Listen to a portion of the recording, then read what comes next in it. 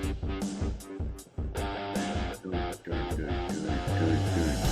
morning, everybody. Welcome to Hobby News Daily.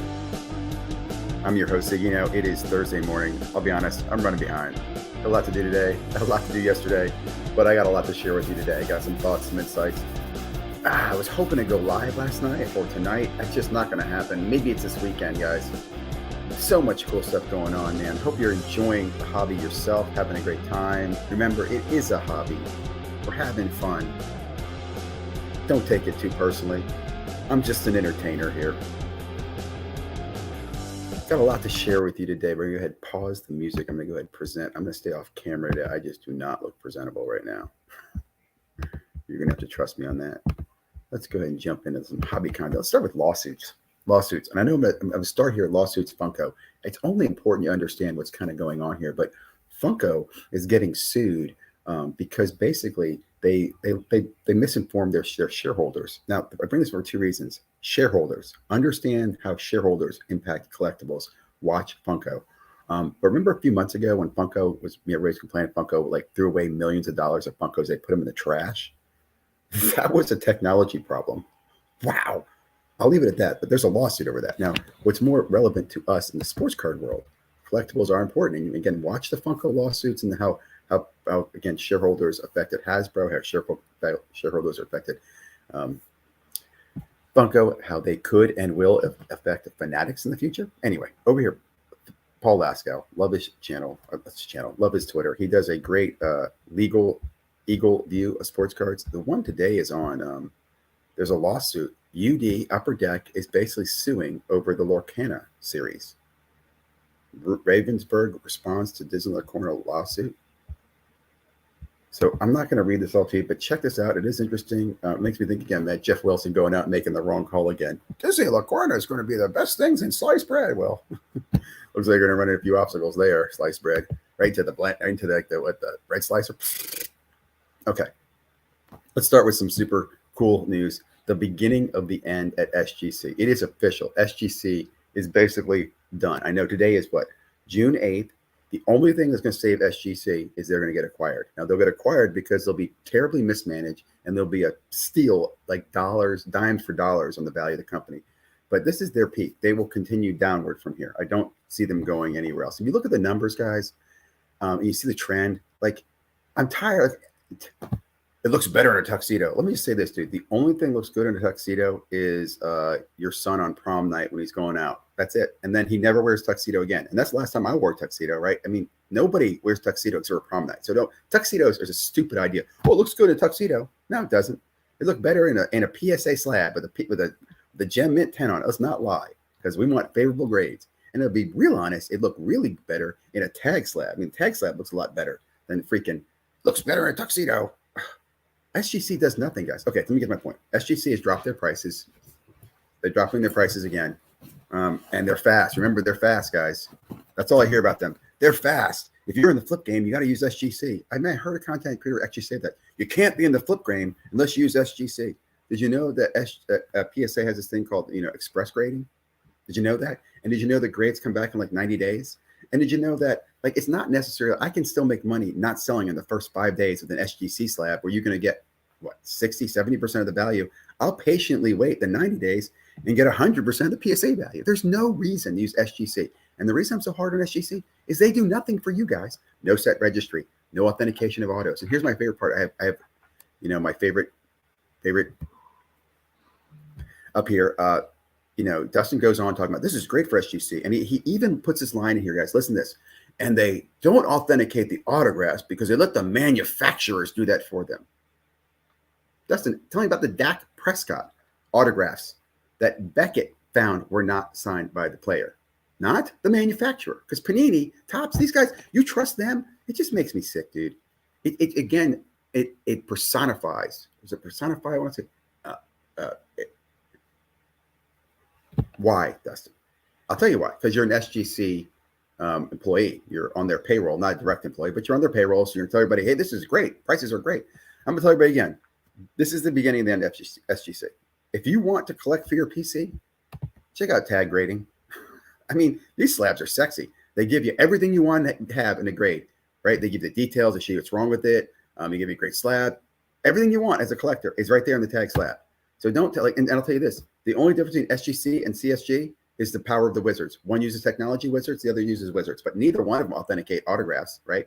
Neither one of them do much more than authenticate. You know, oh, maybe the cards. I don't know what they do. I just don't trust SGC more. To me, HGA, SGC, tag, all the same company, wizards, right? If you don't do autograph authentication, if you're not listening to consumers, set registries, you know, the app that PSA's come out with, PSA's crushing SGC. And again, people who defend them, I keep asking why? Because they're fast? Well, that makes me feel great. Yeah, fast is always, you know, that's one of the most important things in quality, right? Come on, SGC. Tag, check it out. This is a great video on Tag, by the way. I really enjoyed this. Like what he walks through the process. He talks about the cards, talks about his conviction and why he likes them. You do you, boo. Next one up is Javed. Great video here about his almost sports card business. And what it, again, ties into, he was in China, talks about Chinese connection, talks about some of the stuff going on in China. And it's just kind of, I would say, again, in the last few years, sports cards have gotten a lot more visibility, but not in the areas that I think you wanted them to. Like, I think we should have fixed things, corrected things, made the hobby better, but the people in the hobby did not make the hobby better. All they did was bring attraction to people who came in like vultures to like feed on the hobby. And now you're going to get regulators and you're going to get, you know, tax people coming in. It's kind of sad. It's disappointing. Like, I still don't know why we don't have that leadership to help unify the hobby, to make it a better place. In fact, I think we're going to get to that in a moment. Quick, Sports Collectors Daily. Great content. I thought this was a good article here on this Cincinnati teen. I'll even tell you my own teen. My son Leo called me and said, Dad, do you have it? Eli De La Cruz cards? I'm like, why? He goes, because he's on fire, Dad. I'm like, yeah, well, you took off that season. Remember, we didn't go out and get his cards that year? And he started laughing at me. But I thought it was funny. My son's 15 now. He's kind of been out of the hobby for like the last 2 years, but he did think about it. And the first thing he thinks about are those cards. And that's something I want to point out. Like, if you've been in cards once, the rest of your life in sports, you'll always think about, I wonder what the rookie card value that is. When a hot rookie comes out, if there'll be something that sticks in your mind. No, it did for me, right? For the last 20, 30 years, when draft classes came out, when major rookies came out, I did think to myself, I wonder what the rookie card's worth. You know, you do think about that stuff. I'll also say I did open a box of Topps Series 2, the hobby box that came out yesterday with my son, Chase, and it sucked. He was totally bored. He thought it sucked. He thought the cards sucked. He said there's not enough flashy cards. There's just so many base cards. We got 2 numbered cards in a hobby box. He thought it sucked. We were going to make a video on it, and we started doing the video, and he was just he was like, this is boring, Dad. This is so boring. He goes, can we open up some of the shiny stuff? I don't know what to tell you, man. So we're going to try to open some Bowman Megas later on, but it was just disappointing. Those are my boys' involvement in sports cards. Great video here from ERB Sports. Rants, and he didn't even open his boxes yet. He's ranting about the distribution of Topps. I would agree. I'll be honest, guys. It's funny. I never really was into Series 1 or 2 Topps until probably this year or last year. I think it was last year I got into doing the flagship. I would chase some of the retail every now and then, but I mainly was a Bowman guy. Stayed away from this flagship stuff. And now I will know why. I remember why I didn't like flagship. So I'm happy I got one hobby box. I really don't need more. I probably won't do any retail. I think when you get a hobby box out of your system, it gives you like a good feel. Like I did the hobby boxes of Monopoly Prism, and boy, I can't get that stuff out of my bloodstream. I can't stop, man. It's like I'm addicted to it. Oh, don't talk about addiction unless you're serious. Great video, though. Ooh, this is a really good video. And I'll say first-time subscriber to Hoosiers Polls. Okay, he walks through the entire story about him getting a damaged card, defective damaged card, right? Which I actually got one of those myself. I think it might be the 99. I think I set up to grading. Mine was not poorly cut like that. That's pretty poorly cut. So this is a 99 card that he sends off to Topps, and he goes through the whole process to see if he's going to get a replacement. And then he gets this back, you know, equal or current value. And do I want to show you what he gets, or do I want you to go watch? I'm going to show you what he gets because it's my freaking channel. And there's only 10 of you watching anyway right now. So check out what he gets back.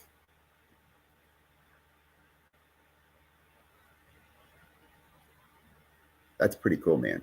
I was just screaming quietly, wow. That's an autograph. So he turns in a refractor, gets an autograph. I would say that's awesome. I had a similar experience after waiting 5 years for my Panini Redemption. I got an autograph back on a glass card. I will say I did send in a factory damage LaMelo Ball, and I got back a PSA 9 LaMelo Ball. So not much of an upgrade there, but I thought this was cool, man. Really, really liked him sharing this video and sharing the story there. Great video here from Mike's Trading Cards, and they do a little thing on terms in the hobby, some terms, and kind of defining what terminology is, like defining what vintage is. I thought that was really interesting. I thought there was more of a definition of vintage. I will say, I guess I was wrong. I always figured vintage was before 1981 because that was when the Topps domination ended, and you had the entrance of multiple card companies coming in, which then started what we refer to as the junk wax era. So to me, in my historical, what I tell people is that, look, junk wax is triggered because of multiple entries coming into the hobby with licensing in the 1980s. Anybody could go out and get a license, and even you didn't even have to get a license. Sometimes you just make cards, but you had all these companies making cards before 1980. I think it was 80, 81. It was Topps basically, right? So that's where the vintage starts for me. I don't look at it as time periods. I go, oh, it's 30 years ago. And then I look at junk wax ran until, in my opinion, probably the 2000s, maybe late 90s, right? With numbering and refractors and stuff. Probably mid 90s, actually. When you think about it, probably 95, probably 80 to 95, maybe 15 years. It's kind of interesting when you think about it. 15 years of junk. And probably like 10 years of junk, probably from 80 to 93, somewhere in there. The 80s were hardcore junk. Anyway, great video here. Check this out. I do recommend listening to it. There's also some other stuff to talk about what iconic is. They talk about what mid is. I like this definition here, right, by the way, low. I do think low is $100 and under. I do think there should be an area for low because I think a lot of people come to the hobby for just low end, just having fun. Another cool podcast I came across, brand new one. This is their first one. It's a sponsored one. It's a company run. It's Colex, Card Dealer Pro. I forget who else. I don't use either one of these, but I'm interested in both. I've heard a lot of people talk about Card Dealer Pro, so I thought it was cool.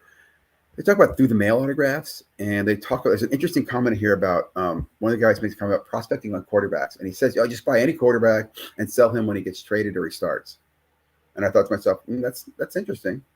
We're definitely watching the evolution because 3 years ago, people came into football telling me they can get anything, you make money on anything because if it's a player, it's a wide receiver, running back, everything. And I kept telling them, no, it's only quarterbacks. It's only first-round quarterbacks with specific windows. You got to sell them early.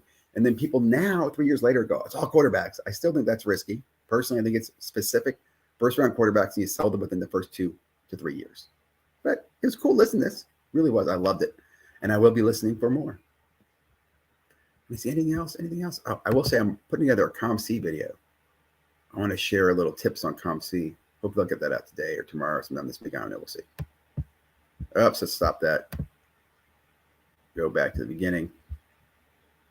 Cue the music. Good morning, Flawed Thinker. How about the haze outside? Dude, tell me about it. Wow, that is crazy, man. I mean, like, I'm down here in Northern Virginia, in the DC area. I woke up this morning, took dogs out.